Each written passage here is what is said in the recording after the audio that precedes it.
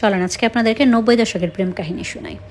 আমাদের বাসার নিচে একটা দোকান ছিল, ফার্নিচারের দোকান। তো ওই দোকানের যে দুই ভাই ছিল, ওরা তো ছোটো ভাই আমার ভাইয়ের সাথে আমার বড় ভাইয়ের সাথে খুব ভালো সম্পর্ক ছিল। আমাদের বাসায় মাঝে মাঝে আসতো, সে পানি টানি নিতে আসতো, খাবার পানি নেওয়ার জন্য। কিন্তু বড় ভাইকে আমি কোনো দিন দেখি নাই। তো একদিন তার বড় ভাই আসছে আমাদের বাসায় পানি নেওয়ার জন্য। তো সে দেখতে এত সুন্দর, আমি তাকে দেখে তো ফ্যাল করে তাকায় আছি। তারপরে সে চলে যাওয়ার পরে আম্মুকে জিজ্ঞেস করলাম, তারপরে জানতে পারলাম যে ওই দোকানদার ওই ভাইয়ার সাথে যে আসে ওই লোকটার বড় ভাই। এরপর থেকে আমি যখনই বাইরে যাই, স্কুলে যাওয়ার জন্য বা প্রাইভেটে যাওয়ার জন্য, আমি তাদের দোকানে দিকে একটু তাকাই, তাকে একটু দেখার জন্য। তো আমি তাকে সবসময় এরকম করি, দেখি। তো কিছুদিন পর দেখলাম সেও তাকায় থাকে আমাকে দেখার জন্য। তারপরে সে দোকান থেকে বের হয়ে রাস্তায় এসে দাঁড়ায় থাকে। যখন আমার স্কুলের বা প্রাইভেটের সময় হয়, তখন যতক্ষণ আমাকে দেখা যায় ততক্ষণ সে দোকানের বাইরে থাকে। তো এটা আমার বান্ধবীরা খেয়াল করলে, আমার বান্ধবীরা বলতো, আল্লাহ, এত সুন্দর একটা ছেলে তোর দিকে তাকায় থাকে, হ্যান ত্যান, তোকে পছন্দ করে। তো এটা আমার কাছে খুব ভালো লাগতো। যাই হোক, তো এরকম করতে করতে প্রায় 1 বছর চলে গেছে। তো আমরা কেউ কারোর সাথে কখনো কথা বলি না, সেও তাকায় থাকে, আমিও তাকায় থাকি। 1 বছর পরে তার ভাই আমার জন্মদিনে আমার জন্য একটা গিফট নিয়ে আসছে, একটা ক্যাসেট। আর গাছে হয় না, আমাদের বারান্দায় বা ছাদে লাগাইলে যে অন্যরকম একটু হয় না, গোলাপগুলো দেখতে, কিনা গোলাপগুলো তো খুব সুন্দর হয়, ওইরকম 2টা ফুল দিয়ে পাঠাইছে। তো এনে বলছে যে বড় ভাইয়া দিছে তোমার জন্য। তো আমি তো আরও খুশি হয়ে গেছি, ওমা আমাকে কেউ গিফট দিতেছে। তা আমি তো সেটা রেখে দিছি, রেখে দিয়ে বাসায় গিয়ে ভাইয়াকে বলছে যে আমার এক ফ্রেন্ড দিছে আমার জন্মদিন উপলক্ষে। তো আমরা গান টান শুনছি, ফুল কোথায় গেছে কে জানে, এটা নিয়ে তো আমার কোনো মাথা ব্যথা নেই, আমাকে তো গিফট দিছে, এটাতেই আমি অনেক খুশি। যাই হোক, এরপরে তার সাথে যখন আমার সামনাসামনি দেখা হয়ে যায়, সে জিজ্ঞেস করে কেমন আছো, আমি বলি ভালো আছি, আপনি কেমন আছেন। এতটুকু চলছিল, এর বাইরে আমাদের কখনো বিশেষ কোনো কথাবার্তা হয় না।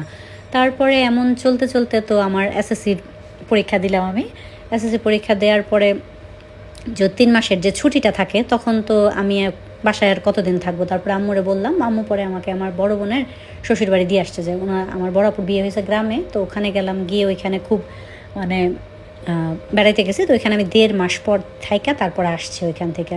এখন 1.5 মাস পরে আসার পরে সে কোনো দিন আমার সাথে পার্সোনালি কথা বলতে আমাকে ডাকে না। তো আমি যেদিন বাসায় আসছি তারপর দিন আমার বান্ধবীকে দিয়ে সে আমাকে খবর পাঠাইছে যে ছাদে যাওয়ার জন্য।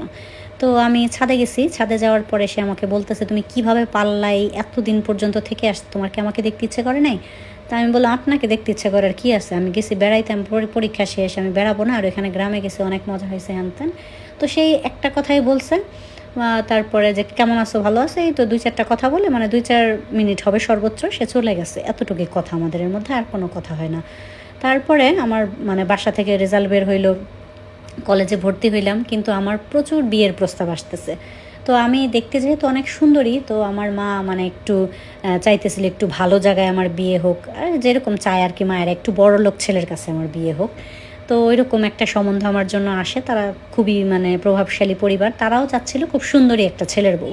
তো আমাকে দেখে তারা খুব পছন্দ করে, আর এটা মোটামুটি সবাই জানে যে তারা আমাকে পছন্দ করছে, হয়তো আমার এখানে বিয়ে হবে। তো এটা শোনার পরে সে আমার কলেজের সামনে গিয়ে দাঁড়ায় আছে। আমি বের হয়ে দেখলাম সে দাঁড়ায় আছে, তার হাতে 2টা রজনীগন্ধার স্টিক, সাথে হচ্ছে 2টা কেনা গোলাপ, ওই দিন সে কিনে আমার জন্য ফুল নিয়ে গেছে। আর হচ্ছে গিয়ে কিছু চুড়ি ছিল সম্ভবত, সেটা নিয়ে সে ওখানে গেছে। যাওয়ার পরে আমাকে দিয়ে বলল যে কী ব্যাপার, তোমাকে যে বাসা থেকে দেখাইতেছে বা তোমার বিয়ের কথা বলতেছে, তুমি বাসায় আমাদের কথা জানাও না কেন? পরে আমি বললাম, আমাদের কথা কি জানাবো, আপনার সাথে কি আমি প্রেম করি যে আপনার কথা আমি বাসায় জানাবো? আপনি যদি আমাকে বিয়ে করতে চান তাহলে বাসায় বিয়ের প্রস্তাব পাঠান আম্মুর কাছে, আম্মু যদি বিয়ে দেয় তাহলে আমি বিয়ে করব।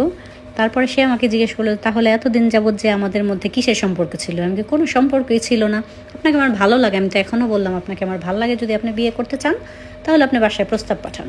তো সে আর 7-5 না ভেবে ওখান থেকে চলে গেছে। গিয়ে উনি ওনার ছোটো ভাইকে দিয়ে বিকেলবেলা আমার বাসায় বিয়ের প্রস্তাব পাঠাইছে আমার ভাইয়ার কাছে। তো ভাইয়া গিয়ে আম্মুকে বলছে, বলার পরে তো আমার মার প্রথম বিয়ে না দেওয়ার কারণ ছিল ফার্নিচারের দোকান, তাদের তো টাকা পয়সা ওরকম হবে না, এটা আমার মার ধারণা ছিল। আর দ্বিতীয়ত তাদের গ্রামের বাড়ি ছিল অনেক দূরে, আমাদের ঢাকা থেকে তাদের গ্রামের বাড়ি অনেক দূরে। তো এত দূরে আমার মা আমাকে বিয়ে দেবে না, তখন মা এটাই বলছে, এটাই। তো এটা যখন মা না করে দিছে, পরে যখন জানাইছে তার ছোটো ভাইকে, আমার ভাই, তখন সে খুব রাগ হয়ে গেছে, তার ভাই যেহেতু খুব কষ্ট পাবে এটা চিন্তা করে। তখন সে রাগ হয়ে ভাইয়াকে বলে দিছে যে 2-2.5 বছর যাবৎ যখন তোমার বোন প্রেম করতেছিল, তখন তোমাদের মনে ছিল, দেখো না বোনকে দেখে রাখতে পারলা না, আর এখন বিয়ে করার সময় আমার ভাইয়ের কাছে বিয়ে দিবা না? তো এটা বলার পরে ভাই আবার গিয়ে বাসায় আম্মুর কাছে বলে দিচ্ছে যে তোমার মেয়ে এমন এমন 2 বছর যাবত ওই ছেলের সাথে প্রেম করতেছিল। এটা বলার পরে তো আম্মু আমাকে জমকেলানি দিছে, ইচ্ছা মতো পিটাইছে যে তোর এত বড় সাহস, তুই প্রেম করা শুরু করে দিছিস হ্যান ত্যান। তা আমি আমার আম্মুর এত বোঝানোর চেষ্টা করলাম, সব কিছু ভেঙ্গা টেঙ্গে বললাম, মা কিছুই মানবো না। তারপরে বড় আপু আসলো, বড় আপু সব জিজ্ঞেস করলো আমারে, হ্যান ত্যান বুঝাইলো। ঠিক আছে, মা যেখানে বিয়ে দিতে চাইতেছে বিয়েটা করে ফেল, তাইলে আর কোনো সমস্যা হইব না। তো আমি এত মায়ের খাওয়ার পরে তার জন্য যেহেতু আমার ওরকম এক্সট্রা কোনো ফিলিংস নাই, তো আমার আর কিছু বলার বা করার ছিল না। তো আমি বললাম যে ঠিক আছে, আমি বিয়ে করব। তো আমার বিয়ে টিয়ে সব কিছু ঠিকঠাক হয়ে গেল, যে আমাকে দেখতে আসছিল তার সাথে, এবং আমার ওখানে বিয়ে হয়ে গেল। তো এর পরের গল্পটা শোনার জন্য আপনাদেরকে অবশ্যই অনেক বেশি বেশি করে কমেন্ট করতে হবে। গল্পটা অনেক বড়, আর নেক্সট পার্টটা অবশ্যই ইন্টারেস্টিং হবে। ওখানে আমার বিয়ে হয়ে যাওয়ার পরে শ্বশুরবাড়িতে আমার মানে খুব বেশি যে ভালো ছিলাম ব্যাপারটা এরকম না। তাদের প্রয়োজন ছিল একজন সুন্দরী বউ সবাইকে দেখানোর জন্য, আর একজন বিনা পয়সার কাজের মানুষ যে পুরো ঘর সামলায়া কাজের মানুষের মতো সবাইকে কাজ করে খাওয়াতে পারবে। তা আমার জীবনটা আহামরি বিশেষ কোনো সুখের হয় নাই। সেটা ঠিক আছে, সেকেন্ড পার্টে আপনাদের জানাবো। আল্লাহ হাফেজ।